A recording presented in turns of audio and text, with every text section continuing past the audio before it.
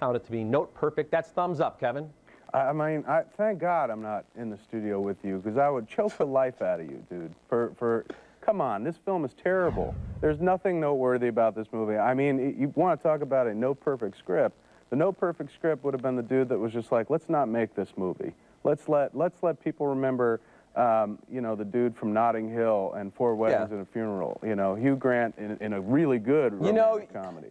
There's nothing romantic nor comedic about I thought there were plenty of laughs. I mean, you know, the 80s pop tunes, I thought they did perfectly. The video that opens it. Oh, God, dude, what did you laugh at? Well, because I think Hugh Grant is the master of the, you know, the kind of throwaway line, and he does a lot of, you know, things that feel like they're ad-libs, even though they might be scripted. I am the guy that came up thumbs up on Step Up. So obviously, you know, my taste may be questionable. I love a romantic comedy, a good romantic comedy. It can even be a borderline romantic comedy. But this is terrible. This movie is so bad. And does Drew Barrymore have in her contract that every movie she does now has to end with somebody proclaiming their love for her in front of a mass audience in an arena or in a stadium? It's the same thing here. Hugh Grant deserves a much better script than this, man. Boy, I wish I could reach out right now. Let me tell you something. I thought it was charming as hell. It was funny. Yes, it exists in a kind of movie world, but it reminded me of some, you know, like a Blake Edwards comedy from the 70s with maybe not quite as much bite to it, but that same kind of feel. Oh, that same kind of feel. If I was Blake Edwards, I would fly to Chicago. I don't care how much snow there was.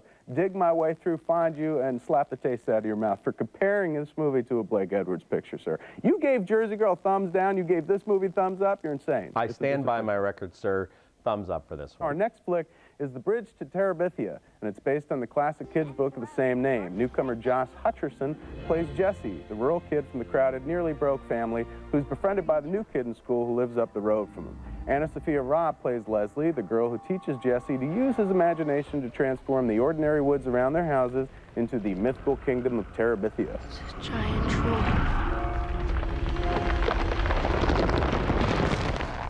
Nice feet.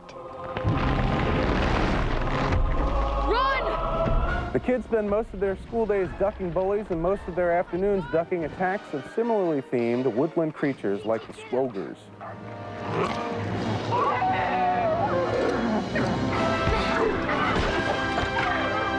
Good boy, P.T. Now, I don't want to spoil the movie for anybody, but there's far more here than meets the eye than what you're seeing in the clips or the commercials. The Bridge to Terabithia is really a story about formative friendships and how kids deal with death. Yes, there is a death involved, so you might want to take that into consideration if you've got really young kids you want to take them to the movie. But the big question is this. If they wanted to turn the book into a movie and hone closely with the source material, why the smoke and mirrors in the cell? Going in, I was expecting a low-rent Lord of the Rings, but was pleasantly surprised by what Rugrats co-creator Gabor Supo was able to achieve in his first outing as a live-action director. If you're looking for an insipid flick to dump the kids in this weekend, keep looking, because The Bridge to Terabithia has a lot more on its mind and a lot more going for it than the studio's giving the audience credit for understanding. I say thumbs up. Kevin, big thumbs up for me, and I agree completely with what you're saying here. I saw the trailer for this movie, and that's only a very tiny... Weren't you shocked? Yeah. Like, when I sat down in the movie theater, I'm like, I don't want to see this. And halfway through the movie, I'm like, it's nothing like the commercials. That's just a very small slice of the kid's imagination where you have those fantasy sequences. And first of all, I'm glad that you brought up the tragedy that occurs without giving too much away, because people should be warned in advance. I mean, it's devastating, and it exists in an authentic world. So when this tragedy occurs, it really hit me hard. It's directed toward tweeners. It's a weird book to make a film of, because you sit there, especially with the marketing campaign they're driving the film with, because you sit there going, well, if they don't want kids to know what it's about and they want to trick kids into seeing it, the young kids who are going to come out to see it are going to be devastated when this death kind of occurs. I had a friend of mine read this book when she was a kid, and still remembers that scene in the book, and is just couldn't believe that they made a movie. Rendered in a very touching and authentic and beautiful way, in an incredibly sad way in this film, and there's nothing wrong with saying, hey, look, this is what this movie's about without giving it away. And the other thing I liked about this film is it kind of exists in the here and now, but it also just exists in any time, so kids can relate to it. Absolutely. There's nothing that really kind of mires it to the now or the then. It's just, it really kind of works in any era. And the dude who directed it is a dude who's historically done cartoons, and cartoons I can't stand. I don't like the Rugrats. But I thought he did a really wonderful job with this first live action I couldn't agree more. It's a terrific film. It's being marketed in a deceptive way when you don't need to do it, because you've got a terrific film. And, I hope people understand what it's about and see it for its own merits. All right, coming up next, my pick for the best movie of the year so far. He's given them military secrets, intelligence secrets. He gave them our continuity of government program, which told them where the president would be taken during a nuclear or terrorist attack. The damage he's done to the U.S. government is in the billions. But that's just the money part. He's also given up lives. Forget about the yawn-inducing title. Breach is a brilliant, intense thriller with great performances and a story that's even more amazing because it's based in truth. This is maybe the best movie of this young year. Chris Cooper is one of our best character actors. Here he takes the lead and gives perhaps the most complete and complex performance of his career as Robert Hansen, the FBI agent turned Soviet spy. You know why the Soviet Empire collapsed? Good morning. I made a career studying them. They were smarter than us, more devious, more determined. So why did they fail? Godlessness. Now, I have to give Ryan Phillippe his props for continuing to fight past the pretty boy image and becoming a real actor. He has a pivotal role here as an intense, earnest FBI agent who becomes Hansen's assistant. His real assignment, though, is to get the goods on Hansen. It's just us out here. Nobody's tailing you, there isn't any GPS on your car, and I'm not a foreign agent trying to work you. You don't matter that much. Breach is maybe the best movie of its kind since the criminally underrated The Falcon and the Snowman. Cooper commands the screen as a pious, self-righteous, church-going straight arrow who harbors an incredible arsenal of personal and professional sins. You don't usually see best actor-level lead performances this early in the year, but he does deliver at that level. There's not a single wasted scene in this expertly crafted thriller. Thumbs way up for me. Yeah, this is the problem with the show having the binary equation of thumbs up or thumbs down, because you've only got two directions to go in. And I didn't dislike this movie, and I wasn't nearly as wild about it as you seem to be. I mean, if you could get away with giving something a mild thumbs up, then I would do that. You were right to mention Falcon and the Snowman, because that's a spy movie that really works and did have me on the edge of my seat. Everyone here is firing on all cylinders, I feel. I feel like all the performances, Chris Cooper's great, even Ryan Phillippe comes off well. And I think that the director is the guy that did Shattered Glass, which is a movie I really liked, and he brings the same kind of tone to this picture, but ultimately, it just didn't wash over me the same way it washed over you. Well, I'm kind of surprised to hear that, because it sounds to me like you're giving it a pretty unqualified thumbs up. You like the performances, and everybody's filing on all cylinders, and the director did a good job. So I'm not sure what didn't work for you, if it just didn't have the right tone. I mean, at the end of the day, like if somebody was like, "Hey, should I go see Breach?" I'd probably be like, wait till it comes on DVD. I would say go. I would say go see Breach. watchable. Watch Chris Cooper, a terrific actor at the absolute top of his game. There are some dark laughs here. The pacing, I think, is perfect. You got character actors like Dennis Haysbert showing up to add a little bit of flavor when we think, oh, it's just too much of a procedural. So I think it's much better than you're giving it credit for. I think the conjecture kind of hurts it, because you never really get the distinct impression why he did it. I think it might have been more interesting to see how he went about making his connections with the Russian folks that he sold the secrets to, kind of the way they did in Falcon and the Snowman, where so much of that, the backstory, or so much of the actual plot was about, watching Timothy Hutton and Sean Penn kind of deal with the Russian adversaries. But like I'm saying, it's a watchable flick. I'm just not crazy Kevin, about I couldn't disagree more. I think you see exactly why he made the decisions he made in little subtle scenes with the Gary Cole character and other things that happen throughout the first maybe 45 minutes or so of the film. You see exactly why he's doing what he's doing. It's a great film. Right on. Coming up next is what I feel is a truly great film, and definitely the best film I've seen thus far in this new year.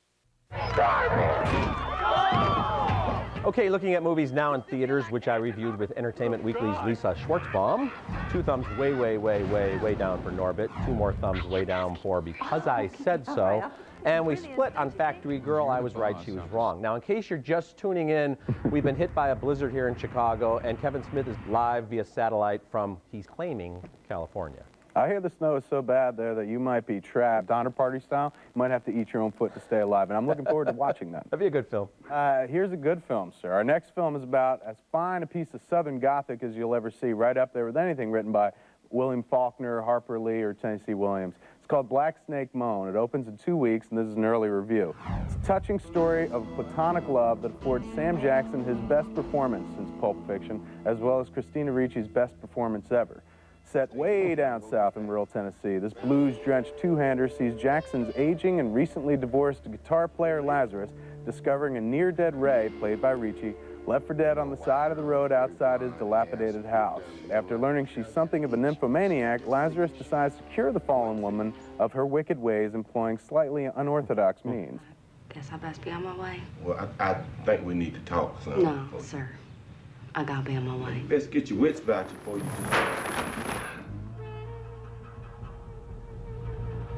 I want to tell you about that. Naturally, Ray doesn't take too well to imprisonment, and she struggles against her bonds using the only weapon in her arsenal she's ever wielded, her feminine wiles and smoldering sexuality.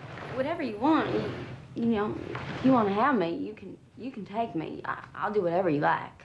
Just, when you're done, I gotta go, you know, because I can't stay here with you. God seemed fit to put you in my path, and I aim to cure you of your wickedness. But as the story unfolds, we discover that Ray isn't the only broken soul in need of ministering, and it's not long before Lazarus finds courage to embrace the musical background he left behind long ago.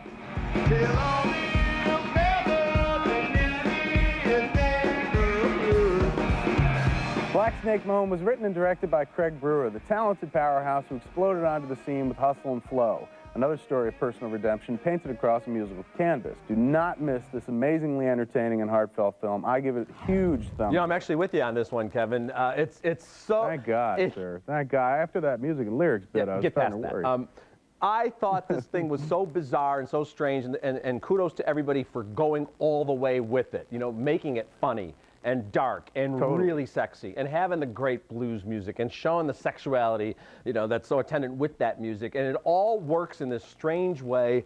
And you're right, you know, for Samuel L. Jackson, one of his best performances, and Christina Ricci, it takes an incredible amount, let's just say, of guts to, you know, do a role where you're chained to a radiator in your panties and create a true, real, empathetic character. I mean, it's something else. And you know what's really nice about it is, like, so often, because you could literally classify this movie as a romantic comedy, because there is romance and it is comedic, but whereas most of those movies are about meet cute and you know, kind of people fall in love, this is a true love story about two people who aren't going to have sex and aren't going to wind up getting married or something like that, but do share this kind of deep bond and deep abiding love for one another. The movie is just devastating and wonderful and such a great ride, and man, those blues are fantastic. Yeah, searing stuff. And I guess you would have liked music and lyrics better if Hugh Grant had chained Drew to a radiator in New York, maybe. If he had chained her to a brick and drowned her, you know, in the river, then I probably would have enjoyed that movie. All right, well, moving on here. The Lives of Others is nominated for Best Foreign Film. It was number 5 on my list of the best movies of 2006. Now it gets a wider release, and I implore you to check out this beautifully crafted thriller set in Germany during a time of frightening government intrusion. No, it's not Hitler's Germany, it's East Germany in 1984, 5 years before the collapse of the Berlin Wall. The secret police, or Stasi, are the dominant force. Ein schuldiger Häftling wird mit jeder Stunde, die man ihn länger da behält, zorniger, wegen der Ungerechtigkeit, die ihm widerfährt. Er schreit und tobt. Ein Schuldiger wird mit den Stunden ruhiger und schweigt oder weint. Er weiß, dass er zu Recht dort sitzt. Ulrich Mua is mesmerizing as Captain Wiesler, who monitors the private lives of artists and writers and other potential dissidents. Martina Gedeck has perhaps the most complex role in the film as a famous actress. She's in love with a playwright who is a favorite of the Communist Party. Würde sie einen Menschen verletzen, der sie über alles liebt? Würde sie sich verkaufen für die Kunst? Verkaufen für die Kunst? Die hat sie doch schon. Written and directed by the immensely talented Florian Henkel von Donnersmarck, The Lives of Others doesn't hit us over the head with preachy messages about the soul-destroying results of living in some kind of Big Brother society. After a terrific build-up and some unsettling twists, we get an ending that I found to be absolutely perfect. That's a big thumbs up. Yeah, I'm with you all the way. And this movie, in terms of tension, had a lot more going for it than Breach. Not to slam Breach, I'm thumbs up on it, but I thought this movie had way more tension going for it. And also, thumbs up for doing a story about Germany that's not Hitler's Germany. And this Germany, you know, maybe not nearly as horrific, but ultimately as scary, I think, in terms of what was going on. I mean, you're right. A lot of people probably don't think much about it, but as depicted in this film, what a horrible way to live. Yeah, and it was only, you know, a generation ago. So, I mean, I think it's just... You know, it is very recent history. And let me tell you, I know a lot of people out there don't like going to the movies and reading a movie, but this is so worth your time. And German is a really tough language to listen to if you're not German, I think. I sat there going, man, what a harsh language. But this movie is so beautiful, so poetic, so tension-ridden, and just so amazing. Yeah, this is from a first-time director, so you see somebody who's just got a great career ahead of him. I agree. Okay, coming up next, multiple Oscar nominees come to DVD in the Thumbs Up video segment, but first, a look at what's coming up on next week's show. The author knows so much about me. It's as if he chose me. You gotta respect it. You don't respect the gay not respect you. Don't touch, no, stop! This week's Thumbs Up videos are brought to you by Raisinets. Make a deliciously smart choice with Raisinets. You're going to be president of the United States. Yeah. All right, looking at movies new on DVD, all getting a thumbs up, coming out this Tuesday. Robin Williams in Man of the Year. Christopher Guest has 4-year consideration. And the Dixie Chicks, Shut Up and Sing, great documentary. And Kevin, my pick this week is Babel, which of course is nominated for Best Picture. It's a terrific film, and I think Brad Pitt got ripped off. He should have been nominated for Best Supporting Actor as well. My pick this week, I like Brad Pitt in that movie too. My pick this week, I'm going to go with 2. We talked about it, I think it was the first show I did. Half Nelson is out on DVD. Check it out, fantastic film. In my top 10 for the year, I believe it's at number 3. Really great performance by Ryan Gosling and a searing first effort, I think. But also there's a flick that I just watched last night. It's a documentary called Jesus Camp, and my God, is it a fascinating watch. And it's about kids going to essentially a Jesus camp, like very hardcore, conservative, religious folks, born-again folks, evangelists, whose kids are being recruited for, you know, a kind of new evangelical movement. And it's what's wonderful about the doc is it's very even-handed. It does what a really great documentary does, which is just kind of put the facts out there and show you, give you a glimpse into an interesting world you've never seen. Yeah, and there's a great cameo appearance from the Reverend Ted Haggard in Jesus Camp, and he made headlines shortly after that film came out. So you got Half Nelson and Jesus Camp available now. Babel will be in stores on Tuesday. Closed captioning for Ebert and Roeper is sponsored by MovieTickets.com. Don't miss another show. Buy your tickets online at MovieTickets.com, your own personal box office. Guests of Ebert and Roeper stay at the Peninsula Chicago, the city's most exciting luxury hotel located in the heart of Chicago's Magnificent Mile. Okay, recapping the movies on this week's show, we split on music and lyrics. 2 thumbs up for The Bridge to Terabithia, 2 thumbs up for Breach, 2 thumbs way up for Black Snake Moan. It opens in 2 weeks, and 2 thumbs up for The Lives of Others. And Kevin, thank you for joining me from the sunny West Coast. Yeah, I was going to say, dude, next time, just come out here and we'll do the show. You know, afterwards, we go lay out by the pool. I'll rub some lotion into you. All that sounded good until the lotion rubbing thing. All right, that's it for this week's show. Until next week, the balcony is closed.